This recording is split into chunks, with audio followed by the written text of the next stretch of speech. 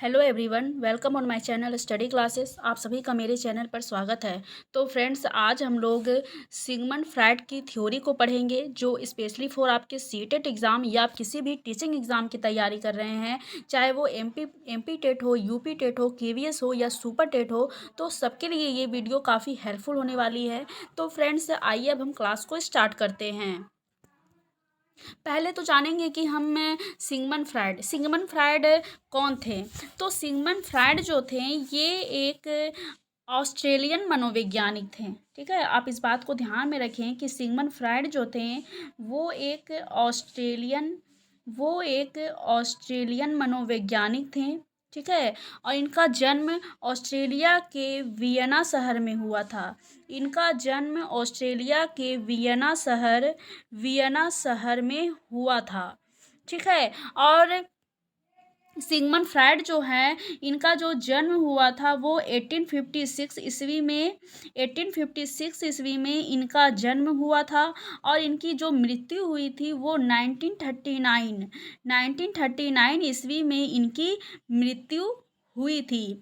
इन्होंने व्यक्तित्व के सिद्धांत का प्रतिपादन किया था। तो सिगमंड फ्राइड ने किसका प्रतिपादन किया था? तो सिगमंड फ्राइड ने व्यक्तित्व के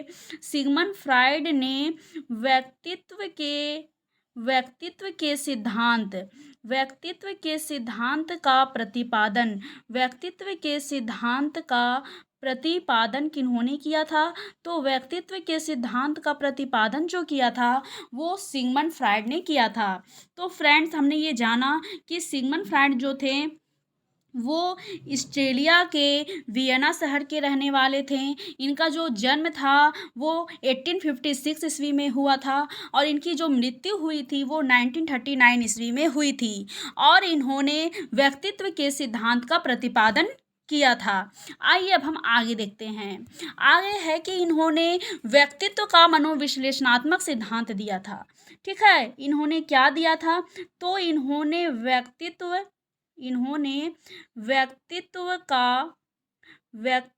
का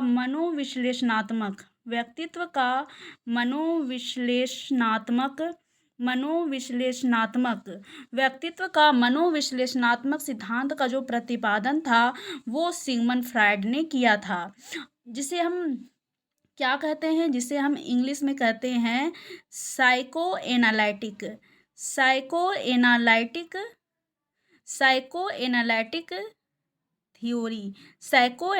थ्योरी को किसने दिया था? तो एनालिटिक थ्योरी को दिया था सिगमंड फ्राइड ने दिया था। जिसमें इन्होंने किसकी बात की है? तो साइको एनालिटिक थ्योरी में फ्रायड ने मानव प्रकृति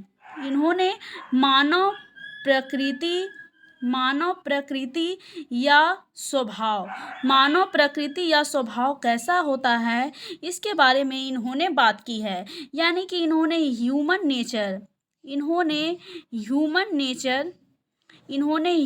नेचर की बात की है।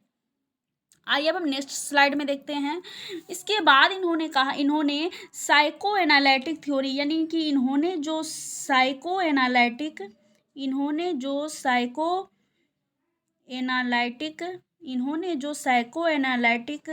थ्योरी जो दी है, इसका जो बेसिक यानी कि मूल पूर्व कल्पना जिसमें इन्होंने दिया है, इसमें इन्होंने इसे 3 भागों में बांटा है। ठीक है, साइको एनालिटिक को इन्होंने 3 भागों में बांट करके ये बताया है। इसके 3 भाग क्या होते हैं, आइए अब हम इनको समझ लेते हैं। इसके 3 भाग में बात के बताया। पहला है व्यक्तित्व की संरचना।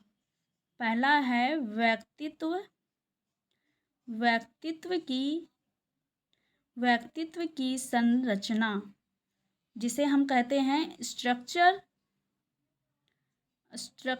ऑफ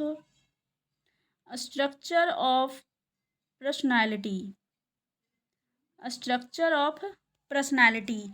फिर सेकेंड इन्होंने दिया है व्यक्तित्व की गतिकी।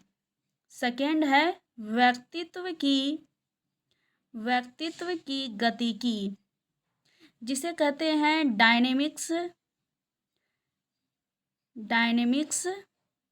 Of personality. ठीक है। फिर तीसरा दिया है व्यक्तित्व का विकास। थर्ड नंबर में दिया है व्यक्तित्व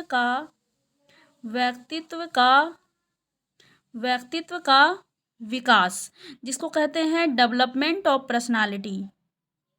डेवलपमेंट ऑफ पर्सनालिटी। तो फ्रेंड्स, फ्रायड ने साइको एनालिटिक थ्योरी को के बेसिक एज्यूम्शंस को 3 भागों में बांट करके समझाया है, यानी कि 3 भागों में बांट करके इसकी व्याख्या की है। पहला तो है व्यक्तित्व की संरचना, स्ट्रक्चर ऑफ पर्सनालिटी। दूसरा है व्यक्तित्व की गतिकी, डायनेमिक ऑफ पर्सनालिटी। और तीसरा है व्यक्तित्व का विकास, यानी कि डेवलपमेंट ऑफ पर्सनालिटी। आइए अब हम इनको आगे समझते हैं। आगे हम पहले समझेंगे स्ट्रक्चर ऑफ पर्सनालिटी। ठीक है, पहले हम जानेंगे स्ट्रक्चर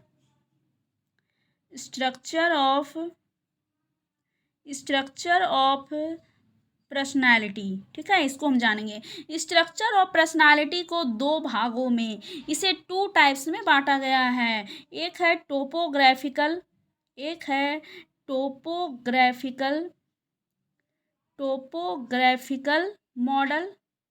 टोपोग्राफिकल मॉडल, जिसे हिंदी में अकारात्मक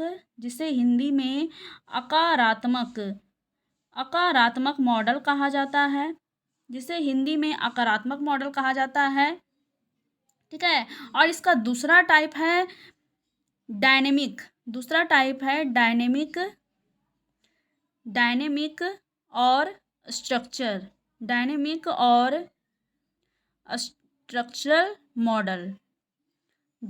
और स्ट्रक्चरल मॉडल, जिसे गत्यात्मक या संरचनात्मक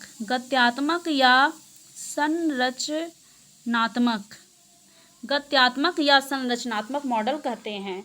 तो फ्रेंड्स, इन्होंने स्ट्रक्चर ऑफ पर्सनालिटी, यानी कि व्यक्तित्व की जो संरचना होती है, इससे इन्होंने 2 मॉडल्स का निर्माण किया है। ठीक है, आप इस बात का ध्यान में रखें कि इससे इन्होंने 2 मॉडल्स का निर्माण किया है। और ये 2 मॉडल्स हैं। पहला तो है टोपोग्राफिकल मॉडल, जिसे आकारात्मक मॉडल कहा जाता है, और दूसरा है डायनेमिक और स्ट्रक्चर मॉडल, जिसे गत्यात्मक संरचना कहा जाता है। आइए इसे अब हम समझते हैं, जिसमें कि इन्होंने पहले हम जानेंगे कि टोपोग्राफिकल मॉडल क्या होता है। ठीक है, टोपोग्राफिकल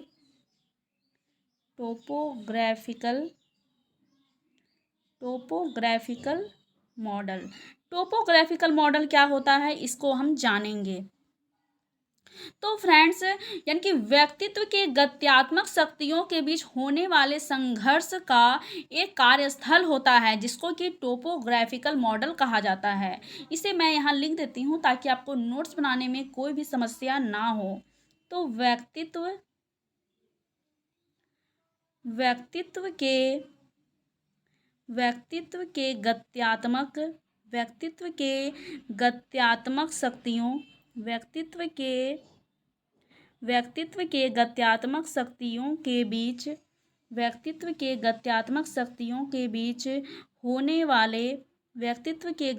शक्तियों के बीच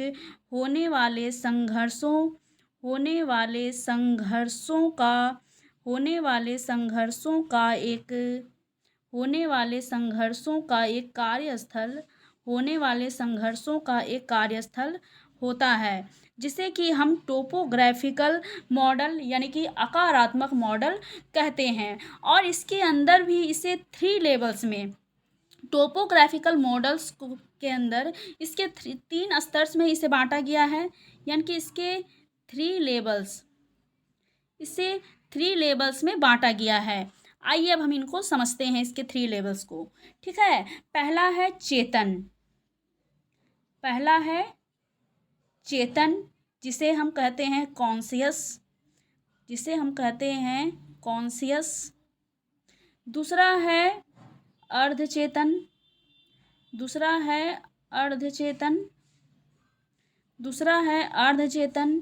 जिसे कहते हैं सबकॉन्शियस। फिर तीसरा है अचेतन, तीसरा है अचेतन, अचेतन जिसे कहते हैं अनकॉन्शियस, जिसे कहते हैं अनकॉन्शियस। ठीक है, यानी कि टोपोग्राफिकल मॉडल, टोपोग्राफिकल मॉडल उसे कहा जाता है जिसमें कि व्यक्तित्व के गत्यात्मक शक्तियों के बीच जो संघर्ष होती है, संघर्ष का जो कार्यस्थल होता है उसको टोपोग्राफिकल मॉडल कहा जाता है। और टोपोग्राफिकल मॉडल के 3 लेवल्स बताए गए हैं। पहला है चेतन यानी कि कॉन्शियस, दूसरा है अर्धचेतन यानी कि सब कॉन्शियस, और तीसरा है अचेतन यानी कि अनकॉन्शियस। आइए अब हम इनको समझते हैं डिटेल से। तो फ्रेंड्स, फ्रायड ने अपने सिद्धांत में ये बताया है, इन्होंने साइकोसेक्सुअल डेवलपमेंट इन्होंने दिया है, जिसमें कि इन्होंने बताया है कि मन जो होती है, मन बर्फ के शिला के समान होती है। मन जो होता है वो बर्फ का एक पहाड़ होता है। ठीक है, मन जो होता है वो बर्फ के पहाड़ की तरह होता है, जिसमें इन्होंने ये कहा है कि माइंड लाइक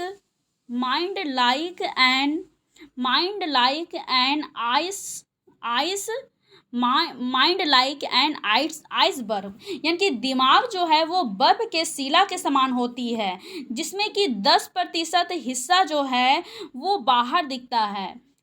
ठीक है, 10% हिस्सा जो है वो बाहर दिखता है, और जो 10% हिस्सा बाहर दिखता है वही कॉन्शियस है।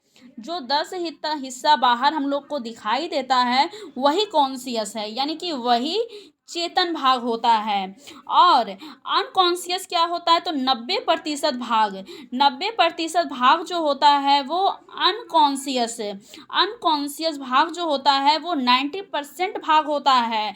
ये क्या होता है, ये जो होता है वो पानी के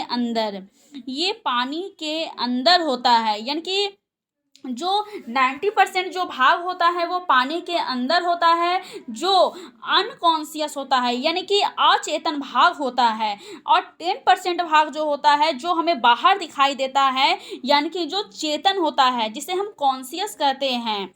और इसके बाद क्या होता है, तो इसके बाद होता है सब चेतन, यानी कि सब कॉन्शियस, जिसको हम अवचेतन कहते हैं।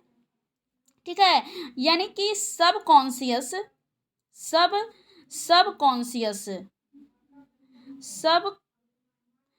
कॉन्शियस यानी कि अवचेतन, सब कॉन्शियस यानी कि अवचेतन, या इसे हम अर्धचेतन भी कहते हैं, अर्धचेतन भी इसे कहते हैं।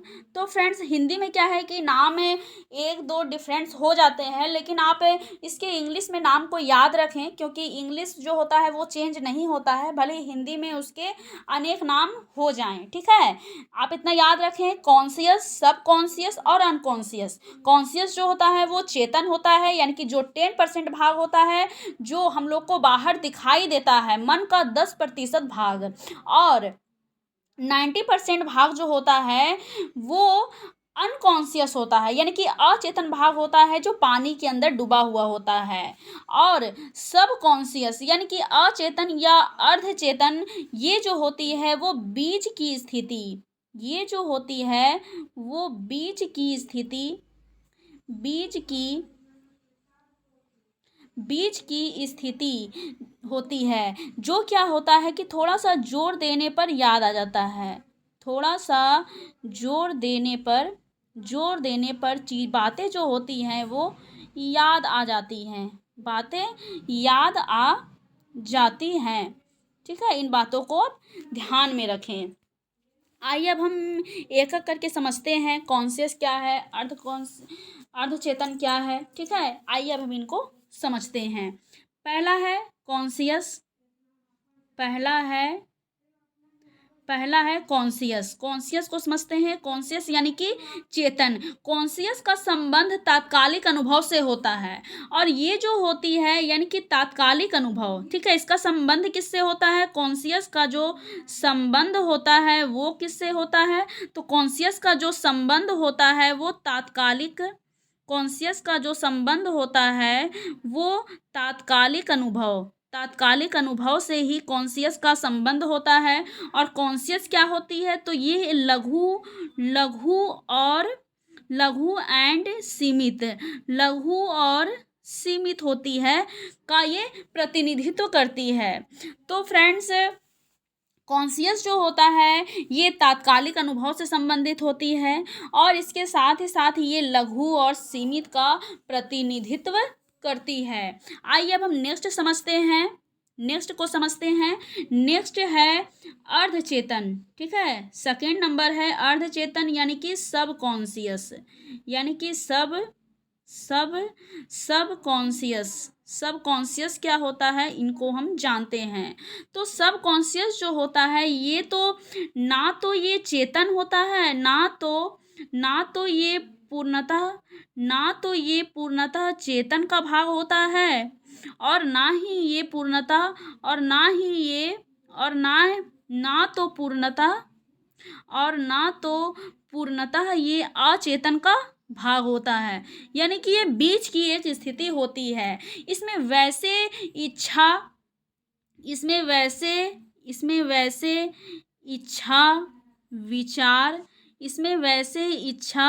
विचार और भाव होते हैं जो हमारे वर्तमान चेतन और अनुभव में नहीं होते हैं। यानी कि जो हमारे वर्तमान चेतन के अनुभव में नहीं होते हैं, लेकिन जब हम थोड़ा सा प्रयास करते हैं तो ये चेतन मन में आ जाते हैं। इसको हम एक एग्जाम्पल के रूप में समझ सकते हैं कि मान लीजिए अलमारी में हम एक बुक को नहीं पाते हैं। हम अलमारी में गए, वहाँ बहुत सारे बुक्स रखे हुए हैं, तो एक बुक जो हमें चाहिए उसको हम नहीं पाते हैं और थोड़ी देर के लिए हम पूरा परेशान हो जाते हैं कि आखिर वो बुक कहाँ चला गया, हमने तो यहीं बस वो बुक रखा था। फिर हमें याद आती है कि बुक को तो हमने अपनी फ्रेंड को दिया है। तो किसमें क्या हुआ कि थोड़े से प्रयास के बाद क्या होता है कि जब हम अपने ब्रेन में उस चीज़ को सोचते हैं कि आखिर वो बुक कहाँ गया, हमने कहाँ रख दिया, जो बुक नहीं मिल रही है, तो थोड़ा सा प्रयास करने के बाद क्या है कि चीज़ें हमें याद में आ गई कि वो जो बुक था वो तो हमने अपने फ्रेंड को दिया है। तो यही जो स्थिति होती है वो अर्धचेतन की स्थिति होती है। आइए अब हम आगे देखते हैं। आगे नेक्स्ट स्लाइड में हम देखते हैं कि फ्रायड के अनुसार अर्धचेतन क्षेत्र एवं चेतन क्षेत्र के बीच का ये एक पुल का काम करता है। आप ये ध्यान में रखें कि सब कॉन्शियस क्या होता है, कि सब कॉन्शियस जो होता है ये एक ब्रिज यानी कि एक पुल के समान ये काम करता है। किसके समान काम करता है, तो ये पुल के समान काम करता है। किसके बीच पुल के समान काम करता है, तो ये चेतन और अचेतन के बीच जो ब्रिज या पुल का जो काम करता है वो सब कॉन्शियस यानी कि अर्धचेतन होता है। आइए अब हम नेक्स्ट स्लाइड में देखते हैं। नेक्स्ट में है, थर्ड नंबर में है अचेतन यानी कि अनकॉन्शियस,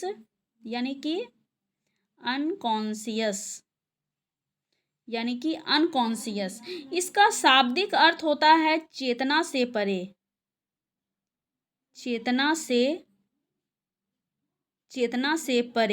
इसका शाब्दिक अर्थ होता है चेतना से परे। यानी कि जो ना तो चेतना में होते हैं और ना ही अर्धचेतन में होते हैं। अनकॉन्शियस वे पार्ट होते हैं जो ना ही, ठीक है, आप इस बात को ध्यान में रखें, जो ना तो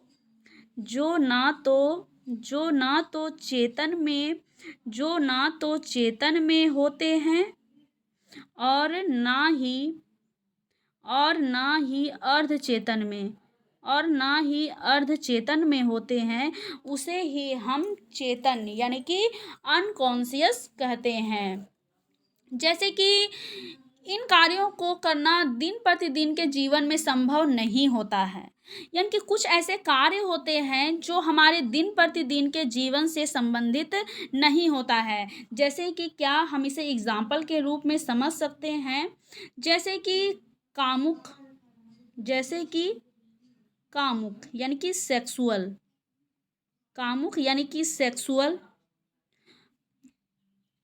सेक्सुअल, फिर है असामाजिक असामाजिक असामाजिक कार्य यानी कि एंटी सोशल, कुछ असामाजिक कार्य होते हैं वो यानी कि एंटी सोशल, कुछ अनैतिक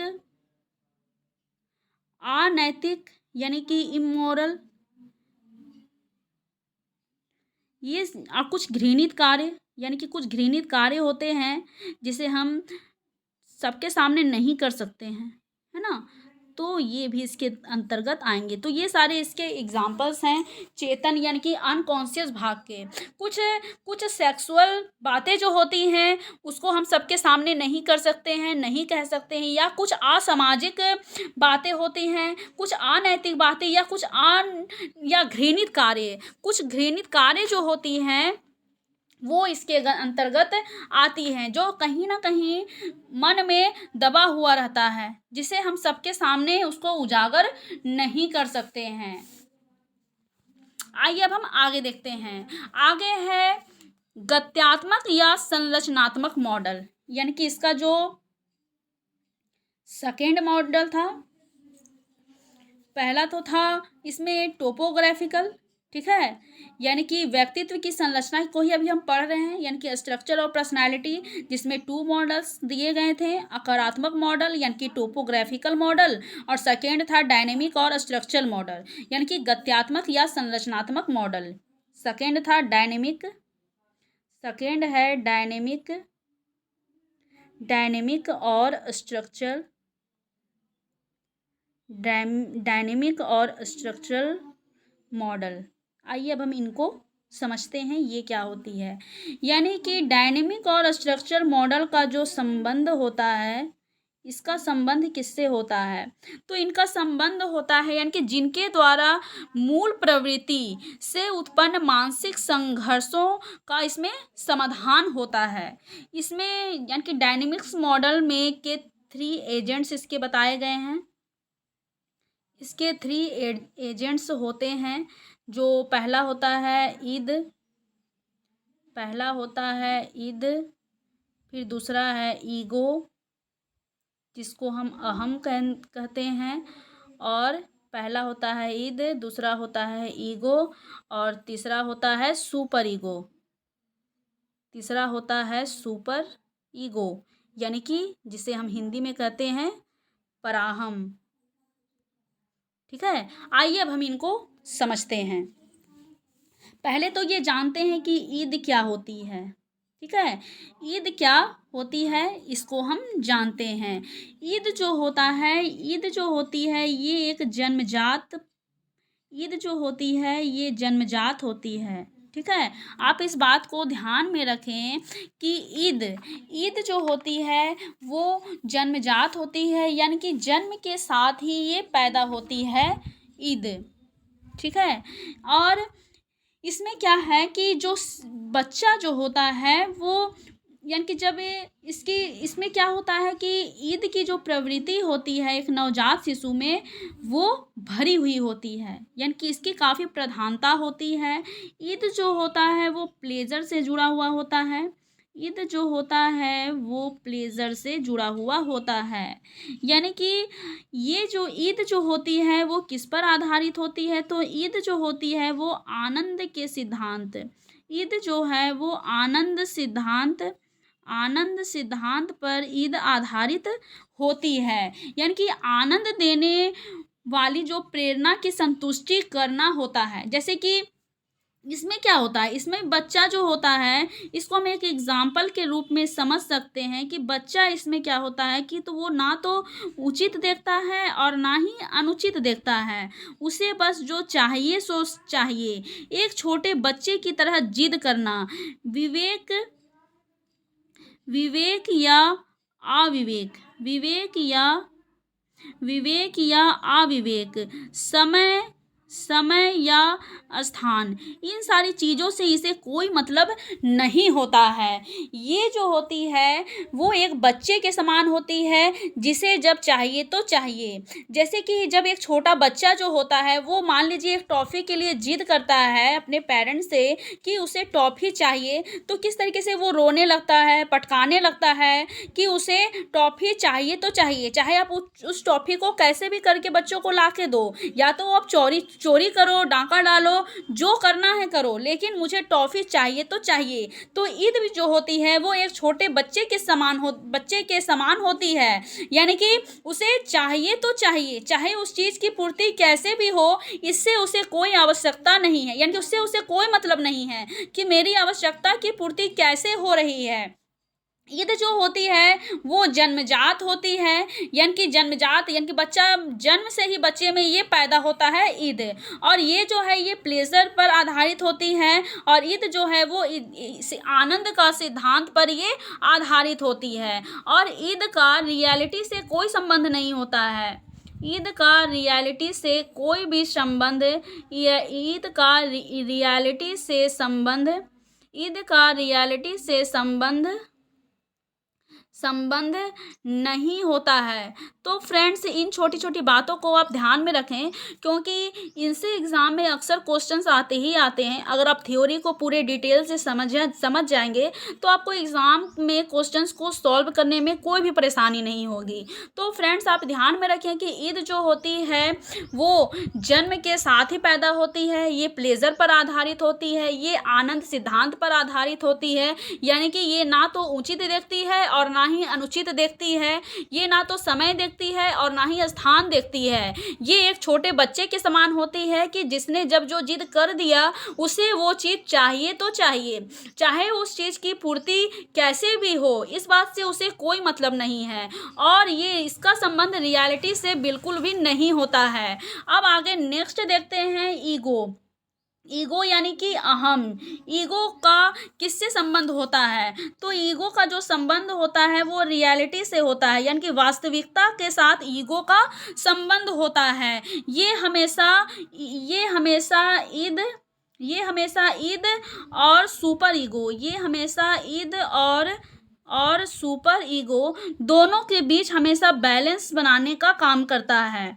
ठीक है, ये हमेशा दोनों के बीच बैलेंस बनाने का काम करता है, यानी कि ये बीच का रास्ता निकालता है। ठीक है, यानी कि इसमें जन्म बचपन से, यानी कि बच्चे में क्या होता है कि ईद होता है। और ये जो कितनी अवस्था में होती है, तो ईद जो होती है वो 1.5 ईयर्स, है ना, 1.5 ईयर्स की अवस्था में, यानी कि 1.5 वर्ष की अवस्था में बच्चे में ईद का विकास हो जाता है। ये जो होती है वो रियलिटी यानी कि वास्तविकता से संबंध होती है। और ईद जो होती है वो बैलेंस बनाने का काम करती है ईगो और सुपर ईगो का। कि मान लीजिए बच्चे को कहीं घूमने जाने का मन है, ठीक है, लेकिन किसी ने कह दिया कि नहीं, पेरेंट्स ने कह दिया कि नहीं अभी नहीं जाना है, वहाँ जाने से तुम बीमार पड़ जाओगे, या घर में कुछ काम है तो नहीं जाना है। तो बच्चे ने बीच का रास्ता निकाला कि ठीक है, हम थोड़ा यहीं बाहर कहीं खेल लेते हैं और वहाँ नहीं जाएंगे। तो इस तरीके से क्या हुआ कि एक बीच का रास्ता निकाल करके ईगो ने किस तरीके से ईद और सुपर ईगो दोनों के बीच बैलेंस बनाने का काम किया। तो इस तरीके से ईगो जो होती है वो दोनों के बीच बैलेंस बनाने का काम करती है। मान लीजिए बच्चे को टॉफ़ी खाने का मन है, और ईद, उसके अंदर जो ईद है वो कह रहा है कि नहीं टॉफ़ी मुझे खाना है, मतलब खाना है। और ईगो जो है वो क्या करता है, वो कहता है कि नहीं, अच्छे बेकार लोग इन सारी चीज़ों के बारे में नहीं सोचते हैं, ये बेकार की होती है। लेकिन ईगो क्या करता है कि दोनों के बीच बैलेंस बनाने का काम करता है कि एक छोटा सा बाइट ले लेते हैं, इससे कुछ भी नहीं हो पाएगा, इससे कुछ बुरा नहीं होगा। तो इस तरीके से ईगो जो होता है वो दोनों के बीच बैलेंस बनाने का कार्य करता है। आगे नेक्स्ट देखते हैं सुपर ईगो। नेक्स्ट है सुपर ईगो। सुपर ईगो जिसे क्या कहते हैं, जिसे हिंदी में पराहम कहते हैं, यानी कि यानी कि इसे क्या कहा जाएगा, तो इसे हम कहेंगे व्यक्तित्व का नैतिक संबंध। व्यक्ति का नैतिक संबंध जो होता है वो हमेशा सुपर ईगो से संबंध होता है। यानी कि ये हमेशा मोरल या इथिकल ब्रांच से ये जुड़ा हुआ होता है। ठीक है, यानी कि इसमें क्या है कि उचित और अनुचित के बारे में बच्चा सोचता है। इसमें बच्चा सोचेगा कि क्या उचित है, यानी कि क्या करना चाहिए और क्या नहीं करना चाहिए, किन सारी चीज़ों से करने से हमें कोई नुकसान नहीं होगी या किस कार्य को करने से हमें नुकसान हो सकता है। ये जो होता है वो आदर्शवादी सिद्धांत, सुपर ईगो जो होती है वो आदर्शवादी सिद्धांत यानी कि आइडियलिस्टिक प्रिंसिपल। ठीक है, आइडियलिस्टिक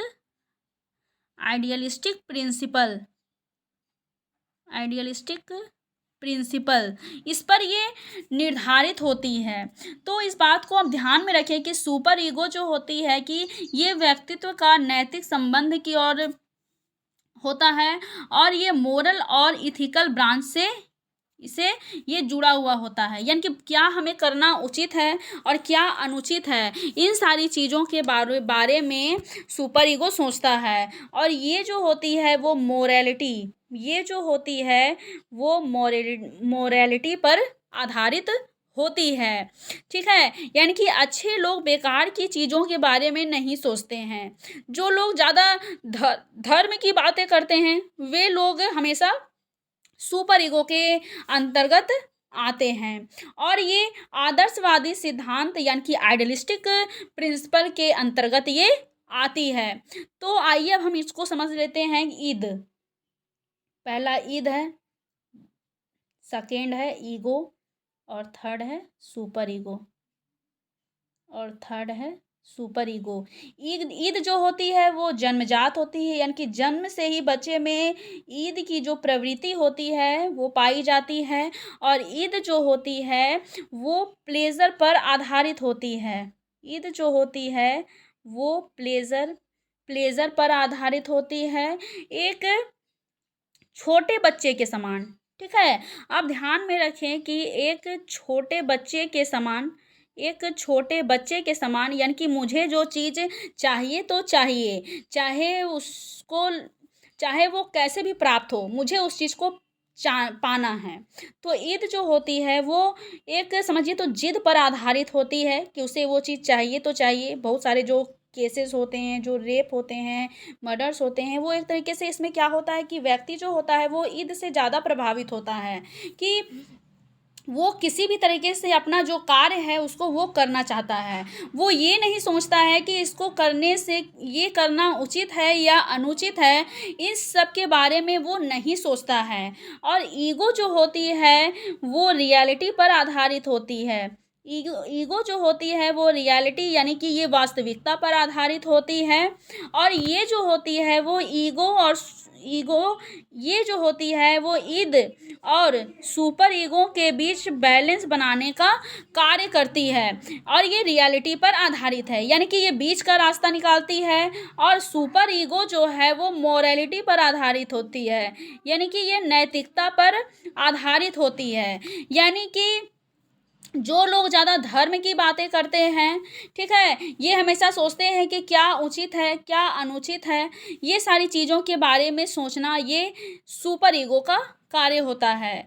तो इस तरीके से फ्रेंड्स आज हमने फ्राइड की थ्योरी में इनके सिद्धांत के बारे में जाना। इन्होंने किस तरीके से साइको एनालिटिक थ्योरी की 3 भागों में बांटकर व्याख्या की है, जिसमें कि structure of personality, dynamics of personality, development of personality, इसे 3 पार्ट्स में बांटा। और इसके बाद आज हमने एक पहला टॉपिक कवर किया जिसमें कि स्ट्रक्चर ऑफ पर्सनालिटी को कवर किया है। अब मैं नेक्स्ट वीडियो में और 2 भी जो इसके बचे हुए 2-3 भाग में एक भाग तो हमने कंप्लीट कर लिया और दूसरा भाग 2 भाग जो बचा हुआ है डायनेमिक ऑफ पर्सनालिटी और डेवलपमेंट ऑफ पर्सनालिटी, इन दोनों को कवर करेंगे।